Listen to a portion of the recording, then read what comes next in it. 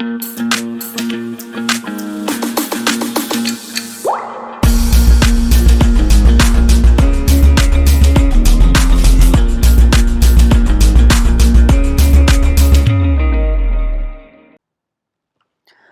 everyone, welcome back to The Layman Way, and I hope you all are enjoying a very good weekend and you all are very well. तो चलिए जल्दी से अपना lecture start करते हैं। हम लोग इंडियन पॉलिटी की हमने सीरीज स्टार्ट करी हुई है जिसमें हम एम लक्ष्मीकांत को डिस्कस कर रहे हैं। इसका एक वीडियो हर एक हफ्ते आता है, संडे को ही आता है, एंड इसके साथ साथ हम शॉर्ट्स भी डालते रहते हैं ना। सो शॉर्ट्स भी बहुत इंपॉर्टेंट है क्योंकि उसमें हम 1 मिनट में एक कंसेप्ट को डिस्कस करते हैं। That is very important for your revision. आपको अगर रिवाइज करना है तो वो शॉर्ट्स आपको बहुत ज़्यादा हेल्प करेंगे। गवर्नमेंट ऑफ इंडिया एक्ट से लेकर बाकी सब चीज़ों पे भी हैं जो इंपॉर्टेंट है, वो हम रोज़ रोज़ एक वीडियो करके डालते रहते हैं ना, जैसे हमको टाइम मिलता है।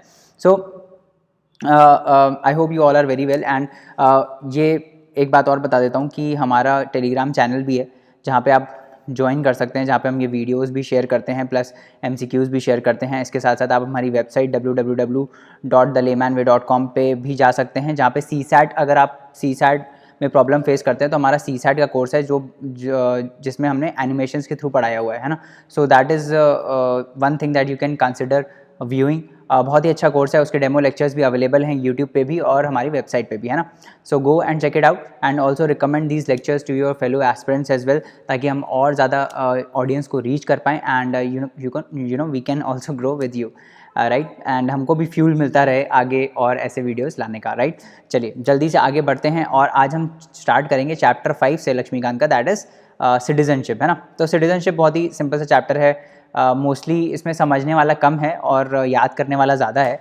सो इसको हम थोड़ा जल्दी आगे बढ़ाएंगे इस चैप्टर को, राइट। चलिए जल्दी से आगे बढ़ते हैं and let's discuss what is the meaning of, मतलब सिटीजनशिप है क्या और इससे रिलेटेड चीज़ें हम समझते हैं ना। तो सबसे पहला तो क्वेश्चन आता है कि भाई सिटीजनशिप में सिटीजन कौन होते हैं, है ना। किसको आप बोलोगे कि इंडिया का सिटीजन है, किसको आप बोलोगे USA का सिटीजन है ना। तो जिसके पास वहाँ का सिटीजनशिप हो, मतलब हम यही बोलते हैं कि जिसके पास वहाँ के राइट्स हो, है ना। तो कॉन्स्टिट्यूशन क्या करता है ये चीज़ को डिफ्रेंशिएट करने में कि कोई एक पर्सन है मान लो, है ना। अब वो पर्सन इंडिया का सिटीजन है कि नहीं है ना, उसको कैसे आप पता लगाओगे, है ना। तो कॉन्स्टिट्यूशन क्या है, सिटीजन्स को कुछ राइट देता है, सिविल और पॉलिटिकल राइट्स। क्या देता है, सिविल और पॉलिटिकल राइट्स देता है। ये सिर्फ सिटीजन को ही अवेलेबल होते हैं, मतलब ये राइट्स जिसके पास हैं, है ना, इंडिया के ये सिटीजनशिप के राइट्स जिसके पास हैं वो सिटीजन है, जिसके पास नहीं है वो सिटीजनशिप नहीं है ना। तो बेसिकली क्या होता है, सिटीजन्स को क्या मिलता है, सिविल और पॉलिटिकल राइट्स मिलते हैं, जैसे राइट टू वोट हो गया, है ना, right to participate in elections हो गया, है ना, right to contest for public office हो गया। ये सब राइट्स किसके हैं, सिटीजन्स के। अभी हम आगे डिस्कस करेंगे, बट सिविल और पॉलिटिकल राइट्स बेसिकली मिलते हैं उनको जो सिटीजन्स होते हैं, राइट। अब दो चीज़ें आती हैं, एक तो सिटीजन हो गया, सिटीजन मतलब जो नेशन का पार्ट है, नेशन का पार्ट है मतलब जो फॉर्मली एक एलिजेंस है ना, स्टेट के प्रति, है ना, full members of the Indian state and they owe allegiance to it, है ना। तो उनकी एक ऑब्लिगेशन है to the state and they are also a part of the state, है ना। They enjoy civil and political rights, उनको कुछ सिविल और पॉलिटिकल राइट्स मिले होते हैं, वो राइट्स सिर्फ उन्हीं के पास होते हैं, कोई बाहर वाले के पास नहीं होते हैं, है ना। तो ये जो बाहर वाला है उसको क्या बोलते हैं, जिनके पास राइट्स नहीं है। एक तो हो गया सिटीजन, तो सिटीजन के अलावा और जो बचे उनको क्या बोलते हैं, उनको बोलते हैं एलियंस। एलियन क्या होता है, व्हाट इज़ एन एलियन, बहुत ही सिंपल तरीके से समझो तो एलियन क्या होता है, जैसे हम बोलते हैं ना, अरे एलियंस आ रहे हैं, या ऐसे मूवीज़ में कभी देखा होगा, साइंस फिक्शन मूवीज़ में एलियंस के बारे में सुना होगा। तो एलियंस कौन होते हैं, वहाँ पे उनको क्या बोलते हैं, जो दूसरे प्लैनेट से आ रहे हो, है ना, दैट आर कॉल्ड एलियंस, है ना। तो मतलब जो जहाँ हम रहते हैं अर्थ में, अगर बाहर से कोई दूसरा स्पीशीज़ आ रहा है तो that is called alien. Alien मतलब जो यहाँ का नहीं है ना, जो यहाँ का नहीं है, दैट इज़ एलियन। एलियन मतलब कहीं दूसरे जगह का है, दैट इज़ कॉल्ड एलियन। तो सिटीजनशिप में जब हम एलियन की बात करते हैं तो इसका मतलब ये होता है कि वो उस पर्टिकुलर कंट्री का नहीं है ना। एलियन मतलब जैसे इंडिया के लिए वो एलियन है, एलियन मतलब इंडिया का सिटीजन नहीं है, कहीं बाहर का है ना, फॉरेनर है, दैट इज़ कॉल्ड एलियन। तो एलियन भी दो टाइप के होते हैं, है ना। एलियन एक होता है एनिमी एलियन, और एक होता है फ्रेंडली एलियन, है ना, एक होता है फ्रेंडली एलियन। तो ये दो टाइप के एलियन होते हैं, एक होता है एनिमी एलियन और एक होता है friendly alien, friendly alien. Friendly मतलब जिसके ऐसे कंट्रीज़ के सिटीजन्स जो जिसके साथ इंडिया के संबंध अच्छे हैं, है ना, गुड टर्म्स में है इंडिया उनके साथ, तो वो हो गए फ्रेंडली एलियंस। इंडिया नेपाल हो गया, इंडिया बांग्लादेश हो गया, है ना, ये सब क्या है, फ्रेंडली नेशंस है। तो इंडिया श्रीलंका हो गया, तो ये सब इनके जो कंट्रीज़ के लोग हैं, है ना, उनको हम क्या बोलते हैं, फ्रेंडली एलियंस बोलते हैं। और एनिमी एलियंस जिसके साथ इंडिया वॉर पे है ना, तो जिसके साथ भी इंडिया वॉर पे है that is called enemy aliens, ठीक है। तो ये समझ में आ गया हमको कि एलियंस क्या होते हैं, these are the citizens of some other state, है ना, जो इंडिया को बिलोंग नहीं करते, इंडिया के सिटीजन नहीं है, दूसरे स्टेट के दूसरी कंट्री के सिटीजन्स हैं, दे आर कॉल्ड एलियंस, है ना। And hence they do not enjoy all the civil and political rights, तो सारे सिविल और पॉलिटिकल राइट्स इनको नहीं मिले रहते हैं, यही डिफरेंस होता है।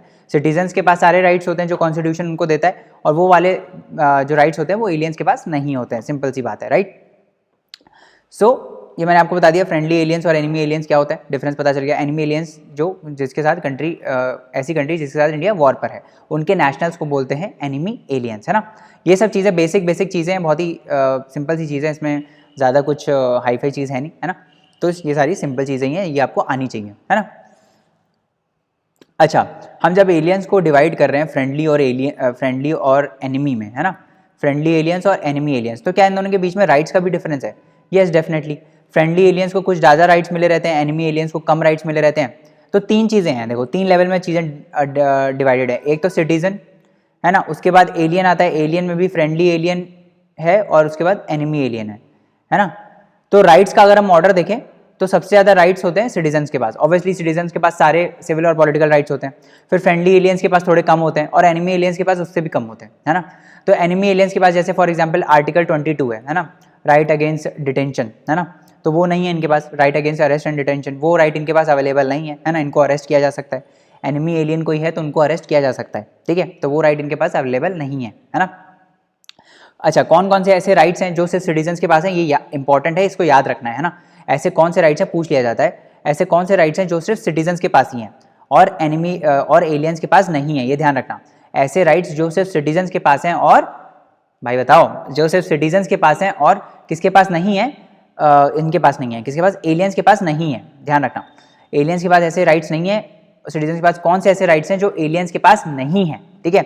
अच्छा, लेक्चर का अगर थोड़ा स्पीड ज़्यादा लग रहा है तो बता देना फीडबैक देके कमेंट्स में कि सर थोड़ा लेक्चर ज़्यादा तेज़ हो रहा है, आप थोड़ा धीरे करिए, है ना, तो मैं धीरे कर दूंगा। बट ये सारी चीज़ें क्या नहीं, सिर्फ रटने वाली चीज़ें हैं, तो इसीलिए मैं इसको थोड़ा स्पीड में चला रहा हूँ, ठीक है। तो कौन कौन से ऐसे राइट्स हैं जो सिर्फ सिटीजन्स के पास अवेलेबल है, तो सबसे पहला है आर्टिकल 15। तो आर्टिकल 15 किसके बारे में बात करता है कि भाई हम भेदभाव नहीं करेंगे, है ना, रेस, रिलीजन, कास्ट, सेक्स के ऊपर हम भेदभाव नहीं करेंगे, है ना।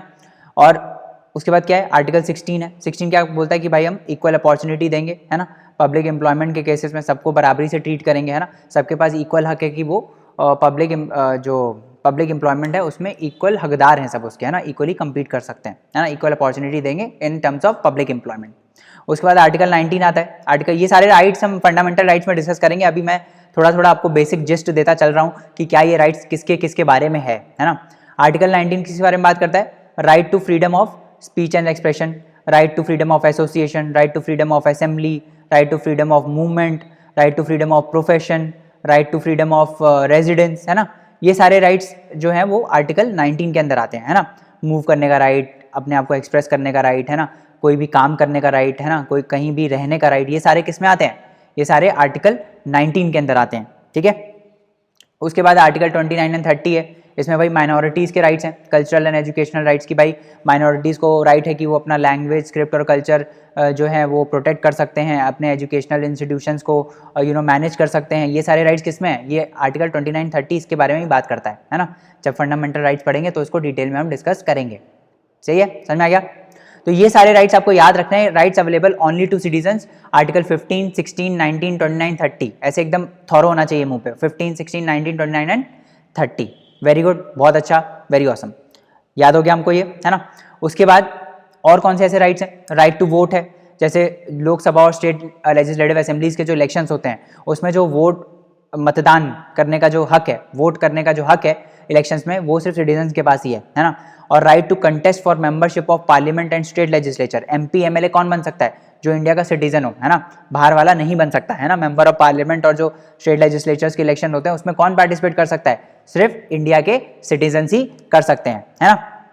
उसके बाद eligibility to hold certain public offices, ये जितने भी पब्लिक ऑफिसेज लिखे हैं ये सारे आपको याद होने चाहिए। कौन कौन से ऐसे पब्लिक ऑफिसेज हैं जिसमें सिर्फ और सिर्फ सिटीजन्स ही पार्टिसिपेट कर सकते हैं, जैसे प्रेसिडेंट का ये हो गया ऑफिस हो गया, वाइस प्रेसिडेंट का ऑफिस हो गया, जजेस हो गए सुप्रीम कोर्ट के, हाई कोर्ट के, गवर्नर्स हो गए स्टेट के, अटर्नी जनरल हो गए, एडवोकेट जनरल ऑफ इंडिया हो गए, इन सब में कौन पार्टिसिपेट करता है, इन सब में कौन कंटेस्ट कर सकता है, इन सब पोजीशंस के लिए सिर्फ सिटीजन ऑफ इंडिया एलिजिबल है और कोई एलिजिबल नहीं है, ये ध्यान रखना है आपको, ठीक है, समझ में आ गया, ये सारी चीजें ध्यान रखनी है, ठीक है, करेक्ट है अभी। अब देखो ये जो प्रेसिडेंट वाला चीज है ना, ये इसको हम यूएसए से कंपेयर करते हैं, ठीक है, तो इंडिया में क्या होता है, ऑल्दो सिटीजन ही क्या बोलते हैं प्रेसिडेंट की पोस्ट पे आ सकता है, कोई इंडियन सिटीजन ही प्रेसिडेंट की पोस्ट पे आ सकता है, बट सिटीजनशिप अभी हम आगे पढ़ेंगे कि सिटीजनशिप एक्वायर करने के बहुत तरीके होते हैं, है ना, तो नेचुरलाइजेशन से हो सकती है, रजिस्ट्रेशन के थ्रू हो सकती है, बाय बर्थ हो सकती है, बाय डिसेंट हो सकती है ना, तरीके हैं जिससे आपको इंडिया की सिटीजनशिप मिल सकती है ना। तो इंडिया में जो प्रेसिडेंट की पोस्ट पे बंदा आता है ना, वो कौन हो सकता है, मतलब उसने सिटीजन तो होगा, डेफिनेटली सिटीजन तो हो गई, बट वो सिटीजन किस तरीके से बना ये भी इंपॉर्टेंट है। तो इंडिया में जो प्रेसिडेंट है, चाहे वो बाय बर्थ बनाओ, बाय बर्थ अभी हम पढ़ेंगे सिटीजनशिप कैसे मिलती है, मतलब अगर आप इंडिया में पैदा हुए हो, है ना, तो आप इंडिया के सिटीजन हो, है ना, तो अगर आपको सिटीजनशिप बाय बर्थ मिली है, चाहे बाय नेचुरलाइजेशन मिली है, अभी हम डिस्कस करेंगे आगे कि नेचुरलाइजेशन से कैसे मिलती है सिटीजनशिप, बट नेचुरलाइजेशन में आप समझ लो कि एक कंडीशन मान लो ये होती कि जैसे आप पिछले 7 साल से इंडिया में ही रह रहे हो, है ना, फिर आपने अप्लाई किया, रजिस्टर किया, ये क्या बोलते हैं इंडिया की सिटीजनशिप के लिए, और आपको मिल गई। तो प्रेसिडेंट जो है, जो यहाँ पे सिटीजन है, कौन सा ऐसा सिटीजन है जो प्रेसिडेंट बन सकता है in India, both the citizen by birth as well as naturalize citizen are eligible for the office of president, ठीक है। तो प्रेसिडेंट की पोस्ट के लिए जो कोई बंदा ऐसा जिसने बाय बर्थ सिटीजनशिप एक्वायर की हो, या फिर एज अ नेचुरलाइज सिटीजन वो आया हो, मतलब रजिस्ट्रेशन के थ्रू फॉर्मल प्रोसेस हुआ हो, पिछले 7 साल से वो इंडिया में रह रहा है ना, और इतने टाइम से रह गया, नेचुरलाइज मतलब कि अब वो नेचुरल बन गया है ना, कहीं आप एक जगह पे बहुत टाइम से रह रहे हो, मतलब बहुत ज्यादा टाइम से रह रहे हो, तो क्या होता है आप नेचुरलाइज सिटीजन बन जाते हो कुल मिला के, है ना, ये होता है, ठीक है, ये हम आगे डिस्कस करेंगे, टेंशन ना लो अभी, है ना। तो अभी क्या है कि भाई इंडिया में both by citizenship by birth या as well as naturalize citizen can be the president of India, but USA में क्या है, यूएसए में ऐसा नहीं है। यूएसए में कैसे, यूएसए में सिर्फ जो वहाँ के सिटीजन जिनको सिटीजनशिप बाय बर्थ मिली है वही प्रेसिडेंट की पोस्ट पे आ सकते हैं, and not a neutralise citizen is eligible for the office of president. तो ये जो डिफरेंस है, डिफरेंस आते रहेंगे आगे आगे भी, इंडिया और यूएसए में कंपेयर होता रहेगा डिफरेंट कॉन्स्टिट्यूशंस में, और इंडिया और ब्रिटिश में भी कंपेयर होगा, ब्रिटेन के कॉन्स्टिट्यूशन में। तो ये सारे पॉइंट्स आप एक जगह नोट करते जाओ कि क्या क्या डिफरेंस आ रहा है ना, बाद में रिवाइज करने में ईजी होगा, ठीक है। तो अभी हमने क्या सीखा, अभी हमने ये सीखा कि भाई इंडिया में जो प्रेसिडेंट की पोस्ट है उसमें कोई इंडिया का कोई भी सिटीजन आ सकता है जिसने बाय बर्थ सिटीजनशिप एक्वायर की हो, या फिर वो नेचुरलाइज सिटीजन बन गया हो इंडिया का, ठीक है, ये दोनों क्लियर है चीजें। यूएसए में कैसा है, यूएसए में ऐसा है कि भाई यूएसए में बेसिकली जो सिटीजन बाय बर्थ है, जो यूएसए का सिटीजन है, जो वहां पैदा हुआ था, जो वहाँ से यूएसए में पैदा हुआ था और उसको सिटीजनशिप मिली यूएसए की, वही सिर्फ प्रेसिडेंट की पोस्ट पे आ सकता है, कोई भी नेचुरलाइज सिटीजन वहाँ की प्रेसिडेंट की पोस्ट को ऑक्यूपाई नहीं कर सकता। सिंपल है, आगे बढ़ते हैं। अब कॉन्स्टिट्यूशनल प्रोविजंस की अगर हम बात करें तो कॉन्स्टिट्यूशन में कौन से ऐसे प्रोविजंस हैं जो सिटीजनशिप से डील करते हैं। तो पहली बात तो ये याद रखो कि पार्ट 2 जो है, जो पार्ट 2 है कॉन्स्टिट्यूशन का, वो सिटीजनशिप से डील करता है।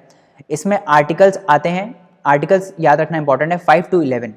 तो 5 to 11 आर्टिकल्स सिटीजनशिप से डील करते हैं इंडियन कॉन्स्टिट्यूशन के अंदर, ठीक है, वेरी वेरी क्लियर, बहुत ही क्लैरिटी आ रही है दिमाग में, है ना। ये पार्ट जो स्ट्रक्चर है कॉन्स्टिट्यूशन का, ये थोड़ा आपके बेसिक जो माइंड है वो उस फ्रेमवर्क में रहना चाहिए कि पार्ट 1 है, पार्ट 2 है, पार्ट 3 है, पार्ट 5 है, पार्ट 6 है, इन सब में कैसे पूरा हमारा कॉन्स्टिट्यूशन डिवाइडेड है और कैसे कौन कौन से डिफरेंट प्रोविजंस हैं, यूनियन गवर्नमेंट का किस पार्ट में आता है, स्टेट गवर्नमेंट का किस पार्ट में आता है, ये सब चीज़ें आपको माइंड में एक बेसिक फ्रेमवर्क रहना चाहिए। और अगर अभी नहीं भी याद हो रहा है तो टेंशन लेने की जरूरत नहीं है, ये बार बार जब आप रिवाइज करोगे चीज़ों को तो दिमाग में ये चीज़ें बैठ जाती हैं, है ना, दिमाग में ये चीज़ें बैठ जाती हैं बार बार रिवीजन के through. Revision is the key, हमेशा मैं बोलता रहता हूँ, जितना रिवाइज करोगे उतना अच्छा है, उतना ज़्यादा इन्फॉर्मेशन रिटेन होती है दिमाग में, ठीक है। जितने ज़्यादा आप बार रिवाइज करते हो उतने न्यूरॉन्स आपके जो हैं ब्रेन के वो स्ट्रेंथन होते हैं, और जैसे ही न्यूरॉन्स स्ट्रेंथन होते हैं आपकी जो इन्फॉर्मेशन रिटेनिंग कैपेसिटी है दैट इंक्रीजेज मैनीफोल्ड, है ना, तो बहुत ज़्यादा तेज बढ़ती है वो, है ना। तो ये ध्यान रखना चीज़। आर्टिकल 5 to 11 के बारे में हम बात करते हैं, ठीक है। तो आर्टिकल 5 to 11 जो है कॉन्स्टिट्यूशन में इससे डील करता है ना। ये ध्यान रखना कि कॉन्स्टिट्यूशन में जो भी प्रोविजंस हैं सिटीजनशिप से रिलेटेड, जो भी प्रोविजंस हैं सिटीजनशिप से रिलेटेड वो परमानेंट नहीं है, ये ऑब्वियस बात है, आपको पता ही होगा CAA पे कितना अभी हंगामा हुआ था, है ना, कॉन्स्टिट्यूशन अमेंडमेंट एक्ट के ऊपर। तो पार्लियामेंट बिल बना के, एक्ट बना के इन प्रोविजंस को चेंज कर सकता है। ये कॉन्स्टिट्यूशन ही पावर देता है पार्लियामेंट को, ठीक है। कौन पार्लियामेंट को पावर देता है? कॉन्स्टिट्यूशन ही हमारा पार्लियामेंट को पावर देता है कि कोई भी सिटीजनशिप का प्रोविजन वो चेंज कर सकते हैं, है अमेंडमेंट लाके, ठीक है। कॉन्स्टिट्यूशन का अमेंड करके सिटीजनशिप का कोई भी आर्टिकल चेंज किया जा सकता है, ये ध्यान रखना चीज। और जो कॉन्स्टिट्यूशन में प्रोविजंस हैं सिटीजनशिप से रिलेटेड, वो सिर्फ तभी के प्रोविजन है, उसने सिर्फ यही आइडेंटिफाई किया है कि कौन सिटीजन बनेगा जब हमारा कॉन्स्टिट्यूशन एनफोर्स हुआ था। हमारा कॉन्स्टिट्यूशन कब एनफोर्स हुआ था बताओ, कमेंट करके बताओ कब एनफोर्स हुआ था। 26 जनवरी 1950 को हमारा कॉन्स्टिट्यूशन एनफोर्स हुआ था। तो तब उस टाइम पे कौन कौन से मतलब कौन से ऐसे लोग इंडिया के सिटीजन बने, मतलब इंडिया की सिटीजनशिप किन किन को मिली, उसके प्रोविजंस है, वही कॉन्स्टिट्यूशन हमारा डिफाइन करता है, ठीक है। समझ में आ गया? It only identifies the person who became citizens of India at its commencement। जब कॉन्स्टिट्यूशन कमेंस हुआ, दैट वाज ऑन 26 जनवरी 1950। इस डेट का सिग्निफिकेंस आपको मालूम होगा अगर आपने हिस्ट्री थोड़ी बहुत पढ़ी है ना। इस दिन 1930 के टाइम जो हमारे जवाहरलाल नेहरू हैं, उन्होंने बोला था कि हम इसको इंडिपेंडेंस डे के स्वराज दिवस के रूप में मनाएंगे, है ना। वही सिग्निफिकेंस है, इसीलिए इस डेट को चूज किया गया 26 जनवरी, और कोई एडिशनल चीज़ नहीं है ना। तो it empowers the parliament to enact a law to provide for such matter and any other matter relating to the citizenship।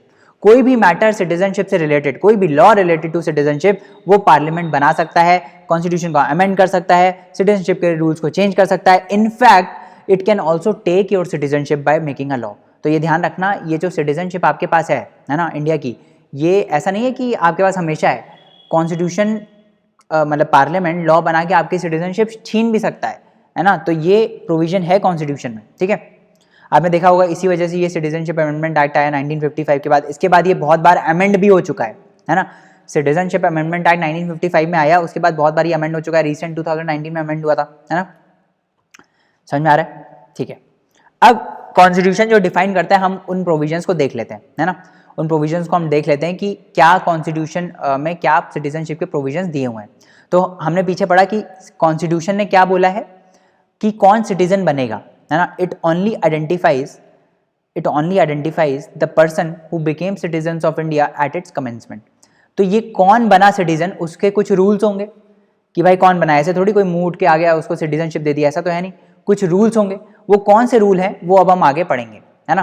कि कौन कौन सिटीजन बना इंडिया का जब इंडिया का कॉन्स्टिट्यूशन एनफोर्स हुआ था 26 जनवरी 1950 को, ठीक है। समझ में आया? तो सबसे पहला इसमें पार्ट आता है domicile in India. Domicile in India का कुछ मतलब नहीं। डोमिसाइल का मतलब जहां आप पैदा हुए, सिंपल, है ना। अगर आप इंडिया में पैदा हुए हो, है ना, if you are born in India, तो आप इंडिया के सिटीजन हो, ठीक है। डोमिसाइल आपके पास इंडिया का है ना। आपके पास सर्टिफिकेट है कि भाई आप इंडिया में ही पैदा हुए हो, इंडिया के ही सिटीजन हो, ठीक है। तो that is domicile in India. अब इसके साथ साथ कुछ कंडीशंस भी होनी चाहिए, है ना।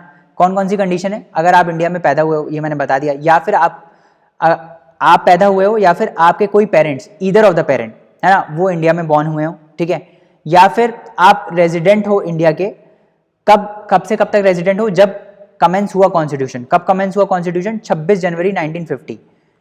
26 जनवरी 1950 के 5 साल पहले से आप इंडिया में ही रह रहे हो, ठीक है।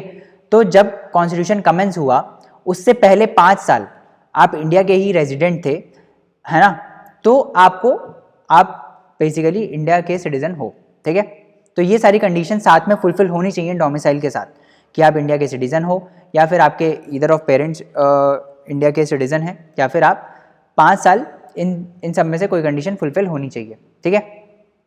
5 साल before the commencement of constitution आप इंडिया में रह रहे थे, ठीक है। उसके बाद दूसरा आता है पर्सन्स माइग्रेटेड फ्रॉम पाकिस्तान, ठीक है। तो जब कॉन्स्टिट्यूशन कमेंस हुआ, है ना, तो पाकिस्तान से कुछ लोग आए, है ना, रीशफलिंग हुई थी, है ना। तो उसके बेसिस पे सिटीजनशिप किसको मिली किसको नहीं मिली वो हम देखने की कोशिश करते हैं, है ना। तो पहले पढ़ लेते हैं कॉन्स्टिट्यूशन में प्रोविजन क्या बोलता है।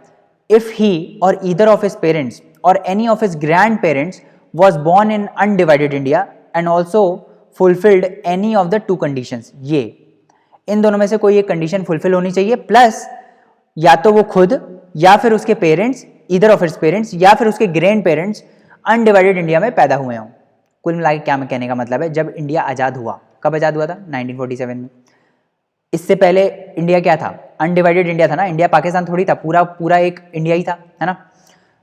तो 1947 से पहले, तो 1947 से पहले अगर कोई पेरेंट, अगर कोई बंदा जिसको सिटीजनशिप चाहिए, इफ ही, या तो वो इंडिया में पैदा हुआ हो, है ना, या फिर उसके ईदर ऑफ इट्स पेरेंट्स हो, मतलब या मम्मी हो या पापा हो या दोनों हो तो अच्छा है, या फिर ईदर ऑफ इट्स पेरेंट्स हो या फिर ग्रैंड पेरेंट्स हो।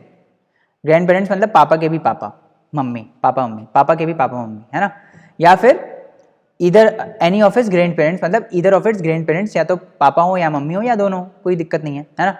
तो 3 जनरेशन तक अगर कोई भी इंडिया में पैदा हुआ था, है ना, अनडिवाइडेड इंडिया में, तो उसको अब इसके साथ साथ वो माइग्रेट करके आ रहा हो पाकिस्तान से, है ना, तो उसकी 2 कंडीशंस हैं। क्या कंडीशन है? पहली condition, in case he migrated to India before July 1948। तो आज़ाद हुआ था 1947 में, ध्यान रखना, आज़ाद हुआ था 1947 में।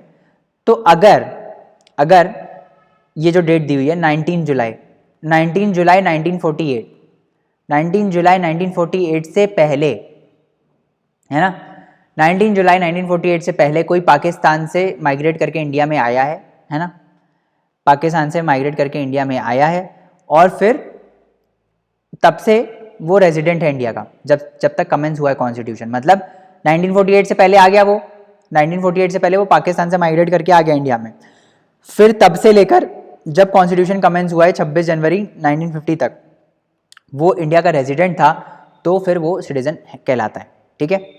इन case he migrated to India before July 1948 and he had been ordinary resident in India since the date of his migration, ठीक है, जब से वो माइग्रेट हुआ है तब से लेकर इंडिया का, जब तक कॉन्स्टिट्यूशन कमेंस हुआ तब तक वो इंडिया का सिटीजन था, मतलब ऑर्डिनरी रेजिडेंट था, तो उसको हम बोलेंगे कि वो इंडिया का सिटीजन है। या फिर दूसरी कंडीशन क्या है, in case he migrated to India after July 19 और 1948, मतलब इस डेट के अगर बाद में किया उसने माइग्रेट, है ना, तो उसने रजिस्टर किया अपने आप को as a citizen of India, ठीक है, तो उसने अपने आप को रजिस्टर किया as a citizen of India, तो ही वो, मतलब इस केस में उसको सिटीजनशिप मिल सकती है, ठीक है।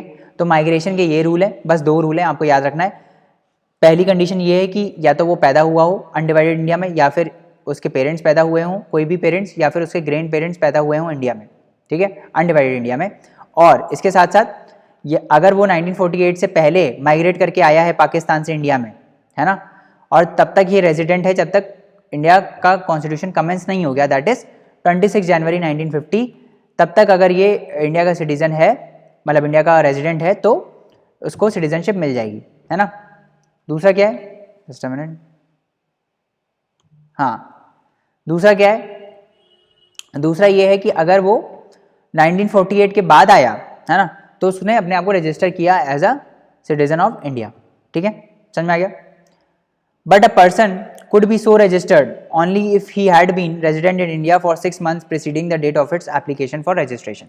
तो ये ध्यान रखना कि जब आप रजिस्ट्रेशन के लिए अप्लाई कर रहे हो, है ना, ये अभी भी है, जब आप रजिस्ट्रेशन, अभी तो क्या नेचुरलाइजेशन से कुछ प्रोविजन चेंज हो गए, बट उस टाइम क्या था कि रजिस्ट्रेशन से अगर आपको सिटीजनशिप लेनी होती है इंडिया की, तो जिस डेट को आप अप्लाई कर रहे हो, जैसे मान लो आज है 6, है ना, आज है 6 तो नहीं, लेट्स से मान लो आज अप्रैल है फॉर एग्जांपल, है ना, तो अप्रैल से 6 महीने पहले से आप इंडिया में ही रह रहे हो, है ना, तो ही आप रजिस्टर कर सकते हो। तो जब भी आप इंडिया में आए तब से लेकर आपको 6 महीने इंडिया में बताने पड़ेंगे, है ना, उसके बाद ही आप रजिस्ट्रेशन के लिए अप्लाई कर सकते हो, ठीक है। A person could be so registered only if he had been resident in India for 6 months preceding the date of application for registration. तो जब भी आपने अप्लाई किया रजिस्ट्रेशन के लिए, तब से 6 महीने पहले तक आप इंडिया के रेजिडेंट होने चाहिए, ठीक है, क्लियर है चीज़ें, आगे बढ़ते हैं। फिर दूसरा क्या है, तीसरा क्या है, मतलब person migrated to Pakistan but later return. तो अभी तो क्या हुआ, पाकिस्तान में थे, पाकिस्तान से इंडिया में आए, अब क्या हुआ, पहले वो पाकिस्तान गए बट फिर पाकिस्तान में मजा नहीं आया तो फिर इंडिया में आ गए, है ना, इस केस में कैसे सिटीजनशिप मिल सकती है, ठीक है। तो इसमें ये रूल है कि अगर कोई पर्सन 1947 से पहले, मतलब ये जो डेट दी हुई है 1 मार्च 1947 से पहले पाकिस्तान में चला गया था, है ना, जब इंडिया डिवाइड नहीं हुआ था, है ना। तो पाकिस्तान, ये पाकिस्तान में चला गया था, बट बाद में वो फिर इंडिया में वापस आ गया, है ना, रीसेटलमेंट के लिए। वो उसको इंडिया की सिटीजनशिप मिलेगी, ठीक है, बट उसको अप्लाई करना पड़ेगा, मतलब रजिस्ट्रेशन के लिए अप्लाई करना पड़ेगा, 6 महीने बिताने पड़ेंगे इंडिया में, है ना, रेजिडेंट बन के, और फिर उसको रजिस्ट्रेशन के लिए अप्लाई करना पड़ेगा, तभी इंडिया की सिटीजनशिप मिलेगी, ठीक है। For this he had to be resident in India for 6 months preceding the date of his application for registration. समझ में आ गया। उसके बाद आखिरी क्या है, persons of Indian origin residing outside India. अब ये कौन है पर्सन ऑफ इंडियन ओरिजिन? ये भाई ऐसे लोग हैं जो बाहर ही पैदा हुए थे, बट पैदा तो हुए थे बाहर, अ पर्सन पैदा तो हुए थे बाहर, बट उनके पेरेंट्स इंडियन है ना। अ पर्सन हु, पहले पढ़ लेते हैं क्या बोल रहा है, अ पर्सन हु और एनी ऑफ हुज पेरेंट्स और grand parents was born in undivided India, ठीक है, सिंपल है, क्या मतलब है, कोई भी ऐसा पर्सन जिसके पेरेंट्स मतलब जिनके माँ बाप या फिर उनके ग्रैंड पेरेंट्स, दादा दादी, है ना, या फिर ग्रैंड पेरेंट्स पैदा हुए थे कहाँ, अनडिवाइडेड इंडिया में, 1947 से पहले अनडिवाइडेड इंडिया में पैदा हुए थे। कोई भी ऐसा पर्सन जिसके पेरेंट्स और ग्रैंड पेरेंट्स अनडिवाइडेड इंडिया में पैदा हुए थे, ठीक है, बट वो खुद इंडिया से बाहर रह रहा है, वो पर्सन खुद इंडिया से बाहर रह रहा है, वो इंडिया का सिटीजन बन सकता है, shall become an Indian citizen if he has been registered as a citizen of India, अगर वो as a citizen of India registered किया गया है by the diplomatic or consular representative of India in the country of his residence। मतलब देखो, India अपने side से बाहर के देशों में एम्बेसडर्स भेजता है ना, डिप्लोमैट्स भेजता है जो इंडिया का वो करते हैं, मतलब जैसे मान लो कोई बाहर पैदा हुआ है ना, अब उसको इंडिया की सिटीजनशिप के लिए अप्लाई करना है, तो वो इंडिया में आके अप्लाई नहीं करेगा, वो वहीं पे जो एम्बेसडर है, जो डिप्लोमैट है, वहाँ पे जाके एप्लीकेशन देगा, जैसे पासपोर्ट का एप्लीकेशन हम करते हैं वैसे, ठीक है। खैर पासपोर्ट का तो इंडिया में ही करते हैं, बाहर की कंट्री का पासपोर्ट, मतलब बाहर कंट्री में जाना होता है तो एम्बेसी उस बाहर की, मान लो मेरे को जर्मनी जाना है फॉर एग्जाम्पल, है ना, तो मेरे को अगर जर्मनी जाना है, मेरे को वीज़ा चाहिए, तो मेरे को जर्मन एम्बेसी में जाना पड़ेगा ना। तो जर्मन एम्बेसी क्या है, वो जर्मनी का रिप्रेजेंटेटिव है इंडिया में, है ना, ऐसे ही इंडिया का रिप्रेजेंटेटिव होगा बाहर की कंट्री में, तो वहां जाके उसको रजिस्टर कराना पड़ेगा, तभी वो इंडिया का सिटीजन बन सकता है ना। Thus this provision covers the overseas Indians who may want to acquire Indian citizenship। तो जो बाहर इंडियंस रह रहे हैं, ओवरसीज मतलब जो इंडिया के बाहर इंडियंस रह रहे हैं, कौन है ये पर्सन? ये ऐसे पर्सन हैं जिनके पेरेंट्स या फिर ग्रैंड पेरेंट्स अनडिवाइडेड इंडिया में पैदा हुए थे, ठीक है, वो भी इंडिया की सिटीजनशिप एक्वायर कर सकते हैं अगर वो अपने आप को रजिस्टर करा ले, जो वहाँ इंडिया का रिप्रेजेंटेटिव है या डिप्लोमेट है वहाँ पे जाके उनके थ्रू, ठीक है, समझ में आ गया। इसके बाद क्या बोलता है आगे, और प्रोविजंस क्या बोलता है कॉन्स्टिट्यूशन, और बोलता है कि no person shall be citizen of India or deem to be citizen of India if he has voluntary acquired the citizenship of any foreign state. बहुत ही सिंपल है, इंडिया में सिंगल सिटीजनशिप का रूल है, सिंगल सिटीजनशिप इंडिया में भी है, मतलब आप इंडिया के सिटीजन रहते हो, आप किसी स्टेट के सिटीजन नहीं रहते हो, आप इंडिया एज अ होल के सिटीजन रहते हो, है ना। प्लस इंडिया में ये भी है कि आप अगर इंडिया के सिटीजन हो तो किसी और कंट्री के सिटीजन आप नहीं हो सकते, है ना। डबल सिटीजनशिप का कंसेप्ट नहीं है कि आप 2 कंट्रीज के सिटीजनशिप होल्ड कराया हुआ है आपने, ऐसा पॉसिबल नहीं है। अगर आपके पास किसी बाहर की कंट्री की सिटीजनशिप है तो आपको वो रिनाउंस करनी पड़ेगी अगर आपको इंडिया की सिटीजनशिप लेनी है, मतलब वो आपको छोड़नी पड़ेगी, है ना। तो ये कॉन्स्टिट्यूशन में प्रोविजन है कि no person shall be citizen of India or deem to be citizen of India if he has voluntary acquired the citizenship of any foreign state, ठीक है। अगर वॉलंटरी एक्वायर किया है ना सिटीजनशिप किसी फॉरेन स्टेट का, तो आपको वो मतलब वापस करना पड़ेगा, वो फॉरेन स्टेट की सिटीजनशिप को छोड़ना पड़ेगा अगर आपको क्या करना है, अगर आपको इंडिया की सिटीजनशिप चाहिए, ठीक है। एवरी पर्सन हु इज और is deemed to be citizen of India shall continue to be such citizen subjected to the provisions of any law made by the parliament. कुछ नहीं बोल रहा है, बहुत ही सिंपल है कि भाई पार्लियामेंट लॉ बना के आपकी सिटीजनशिप ले सकता है, आप तब तक ही सिटीजन हो इंडिया के जब तक आपको लॉ प्रिवेंट नहीं कर रहा। अगर कोई ऐसा लॉ आ गया जिससे आपकी सिटीजनशिप चली जाएगी, है ना, तो आपकी सिटीजनशिप जा सकती है ना। कोई ऐसा नहीं कि आपका ये हक है, मेरी सिटीजनशिप हक है, हक वक नहीं है। पार्लियामेंट लॉ बना के आपकी सिटीजनशिप ले सकता है, ठीक है, समझ में आ गया। पार्लियामेंट लॉ बना के आपकी सिटीजनशिप ले सकता है ना। Parliament shall have the power to make any provision with respect to the acquisition and termination of citizenship and all other matters related to citizenship. तो ये तो हमने देखा ही कि कॉन्स्टिट्यूशन जो है वो पार्लियामेंट को एम्पावर करता है, पार्लियामेंट को ये पावर देता है कि कोई भी जो लॉ है रिलेटेड टू सिटीजनशिप वो पार्लियामेंट बना सकता है, चाहे वो सिटीजनशिप एक्वायर करना, लेने का प्रोविज़न हो या फिर सिटीजनशिप देने का प्रोविज़न हो, है। मतलब मैं खुद से सिटीजनशिप देना चाहता हूँ, इंडिया की सिटीजनशिप गिव अप करना चाहता हूँ, तो उसका भी उससे रिलेटेड प्रोविजन भी पार्लियामेंट बना सकता है। और अगर मेरे को एक्वायर करनी है सिटीजनशिप तो वो भी पार्लियामेंट बना सकता है। ठीक है, क्लियर है। अब एक एक करके देखते हैं कि भाई सिटीजनशिप कैसे आप एक्वायर कर सकते हो, है ना। तो इसके 5 वेज हैं जिसके थ्रू आप सिटीजनशिप एक्वायर कर सकते हो। पहला है बाय बर्थ, दूसरा है बाय डिसेंट, तीसरा है बाय रजिस्ट्रेशन, चौथा है बाय नेचुरलाइजेशन और पांचवा है बाय इनकॉर्पोरेशन ऑफ टेरिटरी। बहुत ही सिंपल हैं सारे, नाम से ही समझ में आ जाएगा। ठीक है, तो पहला देखते हैं बाय बर्थ। बर्थ मतलब जन्म, है ना। बर्थडे बनाते हो ना, बर्थडे मनाते हो तो जन्म दिवस मनाते हो। ठीक है, बाय बर्थ का क्या मतलब हो सकता है कि अगर आप इंडिया में पैदा हुए हो तो आप इंडिया के सिटीजन हो, है ना। पैदा कहाँ हुए हो उसके बेसिस पर सिटीजनशिप दी जा रही है। ठीक है, तो इसमें प्रोविजंस हैं कुछ बहुत ही सिंपल है, ये रटना है आपको, अगर नहीं भी रटोगे तो चलेगा। 26 जनवरी 1950 से लेकर 1 जुलाई 1987 के बीच में अगर आप पैदा हुए हो इंडिया में तो आप सिटीजन हो इंडिया के irrespective of nationality of parents. अगर आप इन दोनों डेट्स के बीच में पैदा हुए हो, कब कौन सी डेट है, 26 जनवरी 1950 से लेकर 1 जुलाई 1987, इनके बीच में अगर आप इंडिया में पैदा हुए हो तो आप इंडिया के सिटीजन हो, इररिस्पेक्टिव कि आपके पेरेंट्स क्या हैं, इंडिया के सिटीजन हैं चाहे नहीं है, बट आप इंडिया के सिटीजन रहोगे। ठीक है, अगर आप, अच्छा ये तो इस डेट के बीच में हो गया। ये डेट क्यों चूज की है, क्योंकि ये डेट, इसी डेट पे कॉन्स्टिट्यूशन कमेंस किया गया था।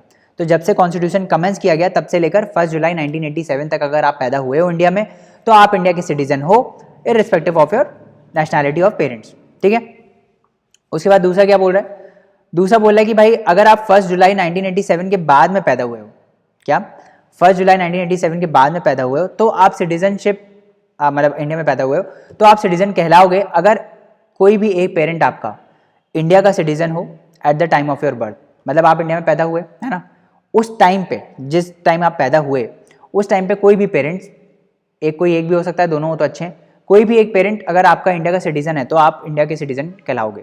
ठीक है, आपको इंडिया की सिटीजनशिप मिल जाएगी। ठीक है, अच्छा अगर आप 3 दिसंबर 2004 के बाद पैदा हुए हो, मतलब ये 1 जुलाई 1987 से लेकर 3 दिसंबर 2004 तक का ये प्रोविजन है। ठीक है, अगर आप 2004 के बाद पैदा हुए हो तो क्या होगा, तो आप सिटीजन हो इंडिया के ओनली इफ या तो दोनों पेरेंट्स इंडिया के सिटीजन हो, है ना, या तो दोनों पेरेंट्स इंडिया के सिटीजन हो या फिर कोई एक हो और दूसरा इलीगल माइग्रेंट ना हो आपका जब बर्थ हुआ है तब। दो कंडीशन है। अगर आप 2004, ये जो डेट दी हुई है 3 दिसंबर 2004, इसके बाद अगर आप पैदा हुए हो, ठीक है, तो आपको इंडिया की सिटीजनशिप मिल सकती है। पैदा हुए हो इंडिया में, ऑब्वियसली कहीं बाहर की बात नहीं कर रहा हूँ, इंडिया में ही अगर आप पैदा हुए हो तो आपको इंडिया की सिटीजनशिप मिल सकती है। अगर आपके दोनों पेरेंट्स या तो इंडियन सिटीजन हो या फिर कोई एक पेरेंट इंडिया का सिटीजन हो और दूसरा इलीगल माइग्रेंट ना हो, इलीगल माइग्रेंट ना हो तो आपको इंडिया की सिटीजनशिप मिल सकती है। ठीक है, समझ में आ गया, क्लियर है, बहुत ही सिंपल टर्म्स में समझा रहा हूँ, है ना। अच्छा, एक क्वेश्चन आता है कि क्या भाई फॉरेन डिप्लोमेट्स जो होते हैं, दूसरी कंट्री के डिप्लोमेट्स जो हैं, फॉरेन डिप्लोमेट्स, क्या उनको, फॉरेन डिप्लोमेट्स क्या उनको इंडिया, क्या उनके बच्चों को अगर वो इंडिया में पैदा होते हैं, मान लो कोई फॉरेन डिप्लोमेट आया है ना अपनी वाइफ को लेके, लेट्स से हनीमून मनाने आया फॉर एग्जांपल इंडिया में, है ना, और he gave birth to a baby, तो क्या उस बेबी को इंडिया की सिटीजनशिप मिलेगी? तो आंसर है नहीं, उसको नहीं मिलेगी। ध्यान रखना, children of foreign diplomats posted in India या फिर किसी भी टाइप में इंडिया में आए हों and enemy aliens can not acquire Indian citizenship by birth. Enemy aliens को भी इंडियन सिटीजनशिप नहीं मिलती है। ठीक है, कंसेप्ट क्लियर है, आगे बढ़ते हैं। दूसरा आता है बाय डिसेंट। डिसेंट मतलब क्या होता है? डिसेंट का अगर आप इंग्लिश में मीनिंग देखोगे, what is the meaning of descent? Descent मतलब नीचे आना, है ना। जैसे प्लेन होता है तो प्लेन डिसेंट करता है तो क्या बोलते हैं भाई? प्लेन जब लैंड कर रहा होता है तो वो क्या करता है? प्लेन जब लैंड कर रहा होता है तो क्या करता है? डिसेंट करता है ना, नीचे नीचे आता है, नीचे नीचे आता है, फिर रनवे पे जाता है ना। तो प्लेन डिसेंट करता है। डिसेंट मतलब नीचे गिरना, कुल मिला के नीचे जाना। ठीक है, अच्छा क्या सिटीजनशिप गिर रही है यहाँ पे? नहीं, गिर नहीं रही है। क्या गिर के हम सिटीजनशिप एक्वायर करेंगे? नहीं, गिर के भी एक्वायर नहीं करेंगे। तो इसका मतलब क्या है? इसका मतलब है कि भाई देखो, डिसेंट मतलब ऐसा होता है कि मान लो आपके ग्रैंड पेरेंट्स हैं, है ना, फिर आपके पेरेंट्स आए, फिर आप आए, है ना, यू केम। ठीक है, आप आए, यू, यहाँ लिख देता हूँ यू। ठीक है, parents, grand parents, parents, you. ठीक है, तो ये हो गया डिसेंट। डिसेंट मतलब ऊपर वाली जनरेशन से आप नीचे वाली जनरेशन पे आ रहे हो, है ना, ऊपर जनरेशन से नीचे जनरेशन पे आ रहे हो, दैट इज कॉल्ड डिसेंट। ठीक है, डिसेंट क्यों बोल रहे हैं, क्योंकि ऊपर वाली जनरेशन से नीचे वाली जनरेशन पे आ रहे हो। तो इस बंदे को आपको इंडिया की सिटीजनशिप कैसे मिल सकती है, बाय डिसेंट, मतलब आपके पेरेंट्स पे डिपेंड करेगा और आपके ग्रैंड पेरेंट्स पे डिपेंड करेगा। वो कंडीशंस हम देखते हैं क्या बोल रहा है, ठीक है।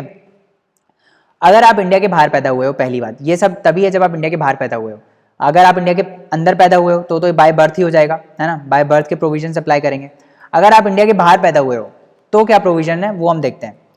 तो if you are born outside India, है ना, कब बाहर कब पैदा हुए हो, जब कॉन्स्टिट्यूशन कमेंस हुआ है उसके बाद, ठीक है।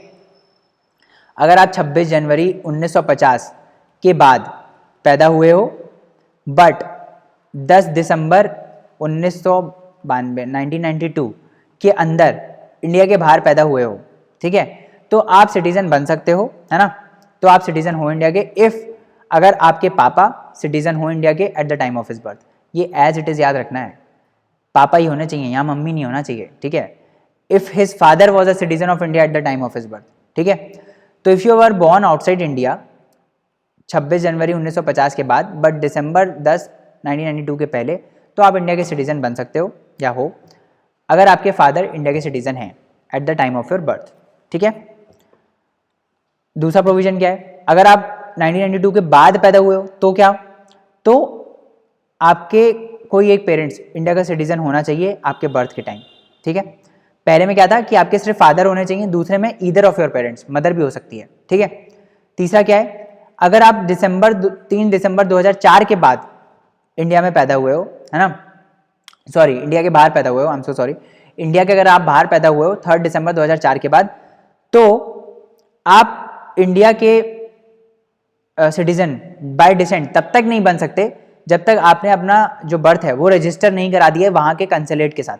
मतलब आप जिस कंट्री में भी पैदा हुए वहाँ पे इंडिया का वो होगा ना, जो अभी पीछे हम पढ़ रहे थे, इंडिया का रिप्रेजेंटेटिव कंसुलेट होगा इंडिया का, वहाँ पे जाके अगर आपने 1 साल के अंदर अंदर अपना बर्थ का रजिस्ट्रेशन नहीं कराया, मतलब पेरेंट्स ने, ऑब्वियसली आप तो कैसे ही जाओगे, छोटे हो गए, मतलब कोई भी पर्सन अगर इंडिया के बाहर पैदा हुआ है इस डेट के बाद 2004 के बाद, तो वो तब तक इंडिया का सिटीजन नहीं बन सकता जब तक उसने इंडिया का जो वहाँ कंसुलेट है वहाँ पे जाके अपना रजिस्ट्रेशन नहीं कराया है 1 साल के अंदर अंदर, पैदा होने से 1 साल के अंदर अंदर आपने नहीं कराया है, ठीक है।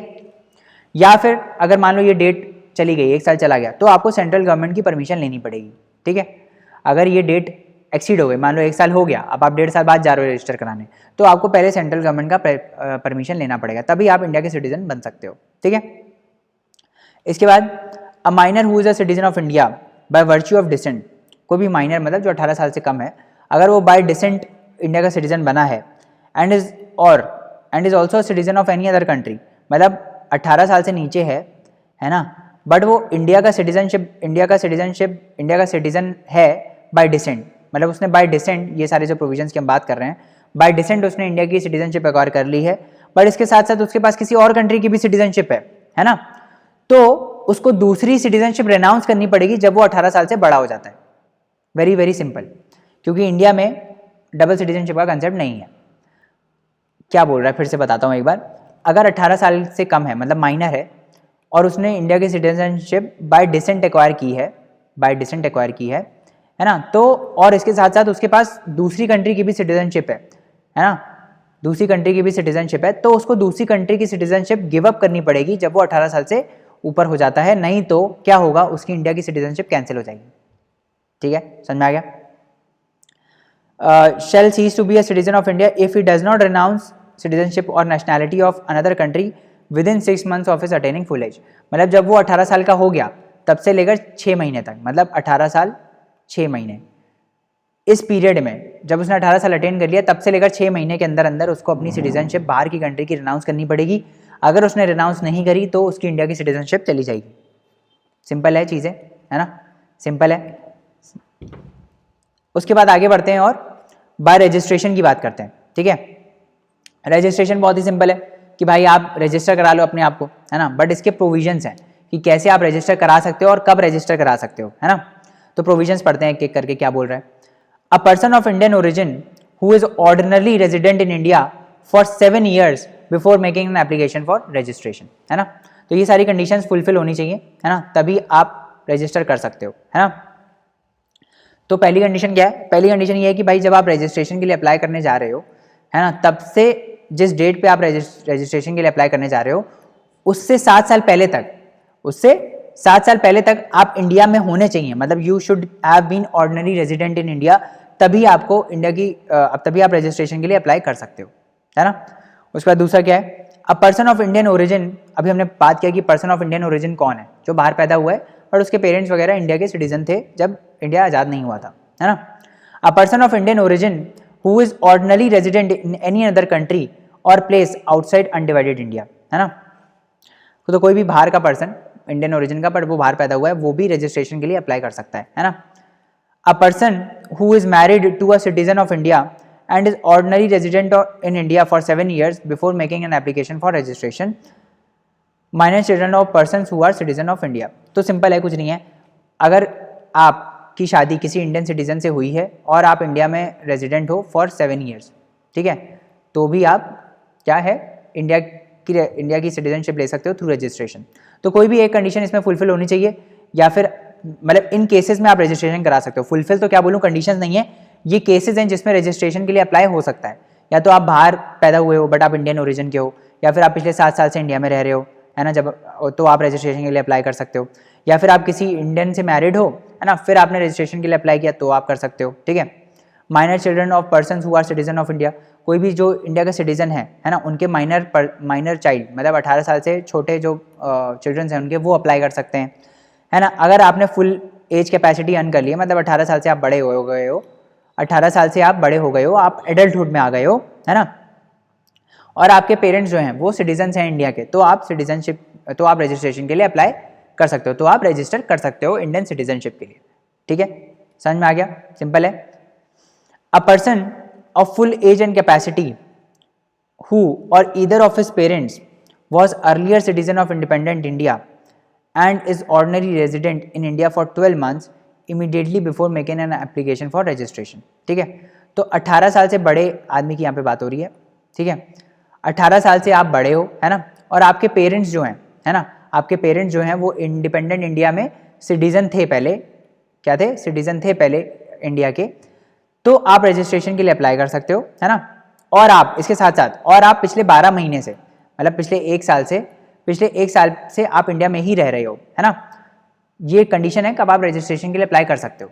समझ में आ रहा है क्या बोल रहा है? आप 18 साल से बड़े हो गए हो और आपके पेरेंट्स जो हैं वो इंडिपेंडेंट इंडिया में सिटीजन थे इंडिया के, ठीक है, और आप पिछले 12 महीने से इंडिया में ही रह रहे हो, तो आप रजिस्ट्रेशन के लिए एप्लीकेशन डाल सकते हो, ठीक है। उसके बाद दूसरा क्या है? A person of full age and capacity who has been registered as an overseas citizen of India, आपको OCI रजिस्टर किया गया है, मतलब आप ओवरसीज सिटीजन ऑफ इंडिया के, बाद में बात करेंगे इसके बारे में, है ना। आपके पास OCI कार्ड है 5 साल से, है ना, and who is an ordinary resident in India for 12 months, तो आपके पास एक तो ओवरसीज सिटीजन ऑफ इंडिया का कार्ड है, प्लस आप पिछले 12 महीने से इंडिया में ही रह रहे हो, तो आप एप्लीकेशन डाल सकते हो रजिस्ट्रेशन के लिए, ठीक है। ये ध्यान रखना कि इसमें वो इलीगल माइग्रेंट नहीं होना चाहिए। जो भी बंदा रजिस्ट्रेशन के लिए अप्लाई कर रहा है वो इलीगल माइग्रेंट नहीं होना चाहिए, ठीक है। समझ में आ रही चीज़ें? आगे बढ़ते हैं। A person shall be deemed to be Indian origin if he or either of his parents was born in undivided India or any such territory which became part of India after 15th August 1947। तो ये जो हम बात कर रहे हैं person of Indian origin की, जो हम बात कर रहे हैं पर्सन ऑफ इंडियन ओरिजिन, ये कौन से बंदे होते हैं? जिनके भाई पेरेंट्स जो हैं वो इंडिया के सिटीजन हैं। कब? जब इंडिया 1947 में आज़ाद हुआ, है ना।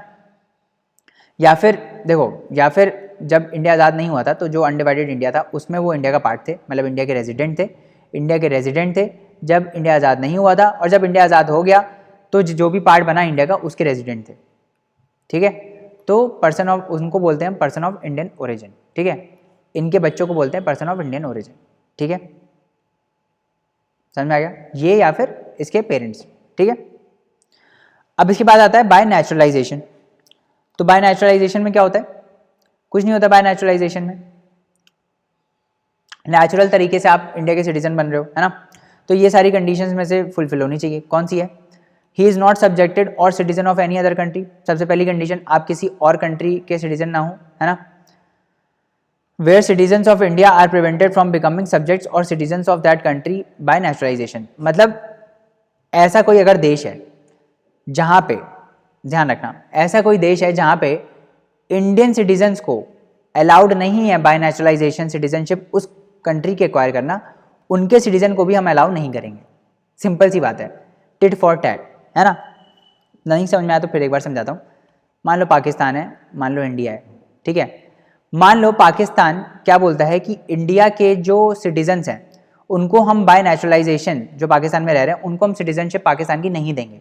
तो इंडिया भी ये बोलेगा कि पाकिस्तान के भी जो ऐसे इंडिविजुअल्स हैं जो पाकिस्तान के हैं बट इंडिया में रह रहे हैं बट सारी कंडीशन फुलफिल कर रहे हैं, उनको भी हम बाय नेचुरलाइजेशन इंडियन सिटीजनशिप नहीं देंगे, है ना। तो रेसिप्रोकेट करेगा, सिंपल सी बात है, ठीक है। दूसरा क्या है, if he is a citizen of any other country but he undertakes to renounce the citizenship of that country in the event of his application for Indian citizenship being accepted. तो naturalization के through कब मिल सकती है, ये आपको ये follow करना पड़ेगा कि आप जो भी सिटीजनशिप, जो भी कंट्री की सिटीजनशिप होल्ड कर रहे हो वो आप टर्मिनेट कर दोगे, वो आप रिनाउंस कर दोगे अगर आपको इंडिया की सिटीजनशिप मिलती है, ठीक है। ये हो गई दूसरी कंडीशन। तीसरी कंडीशन क्या है, he has either resided in India or been in service of government of India partly the one and partly the other throughout the period of 12 months immediately before the date of application. क्या बोल रहा है, again बहुत ही simple statement है। ये क्या बोल रहा है कि भाई कोई भी बंदा अगर वो 12 महीने तक, अब ये 12 महीने क्या है वो मैं बता रहा हूं, कोई भी बंदा, ठीक है, अगर वो इंडिया में रिजाइड कर रहा हो, ठीक है, या फिर गवर्नमेंट ऑफ इंडिया की सर्विस में हो, ठीक है, रिजाइड कर रहा हो या फिर गवर्नमेंट ऑफ इंडिया की सर्विस में हो, एप्लीकेशन देने से 12 महीने पहले तक। मतलब ऐसा भी हो सकता है कि लेट्स से वो 2 महीने इंडिया में था, है ना, बाकी जो 10 महीने थे वो गवर्नमेंट ऑफ इंडिया की सर्विस में बाहर कंट्री में डिपोर्ट हो गया या फिर बाहर कंट्री में भेजा गया, तो भी वो नेचुरलाइजेशन के थ्रू रजिस्टर हो सकता है एज अ सिटीजन। तो ये क्या है, समेशन है। मतलब या तो ऐसा हो कि 12 महीने से इंडिया में रह रहा हो, है ना, या फिर अगर 12 महीने इंडिया में नहीं रह रहा, लेट्स से वो 3 महीने ही रहा इंडिया में, तो बाकी जो कितने बचे, बाकी जो 9 महीने हैं, बाकी जो 9 महीने हैं वो गवर्नमेंट ऑफ इंडिया की सर्विस में बाहर गया हो, ठीक है, तभी हम उसको बाय नेचुरलाइजेशन इंडियन सिटीजनशिप देंगे। समझ में आ गया, ठीक है। उसके बाद अगला पॉइंट क्या है, during the 14 years immediately preceding the said period of 12 months he has neither resided in India or been in service of government of India, has either resided in India or been in service of government of India or partly the one and partly the other for periods amounting in aggregate to not less than 11 years। अब क्या बोल रहा है, तुमको लग रहा होगा बहुत कितना टफ स्टेटमेंट दे दिया है, क्या है ये, कुछ नहीं है। मान लो आपने एप्लीकेशन दी नेचुरलाइजेशन के थ्रू सिटीजनशिप बनने की, तो इसके 12 महीने पहले तक तो हमने देख ही लिया क्या कंसेप्ट था।